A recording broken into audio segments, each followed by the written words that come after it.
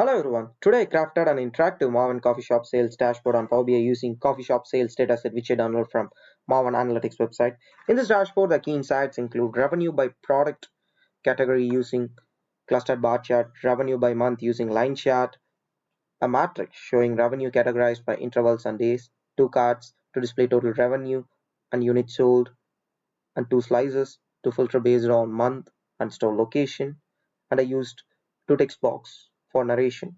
Over the past 6 months, coffee has emerged as top performing product closely trailed by tea. This exceptional performance has remained steadfast across all three store locations. The revenue has been steadily increasing since January with noticeable dips observed at end of each month. Let us filter based on store location.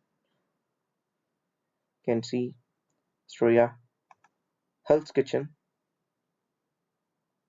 and for lowest Manhattan.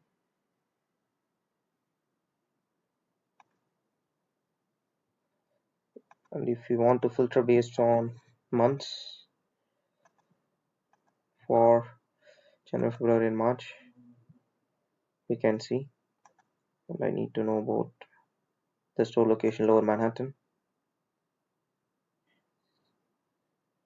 You can see in the evening 2951.2 on Monday.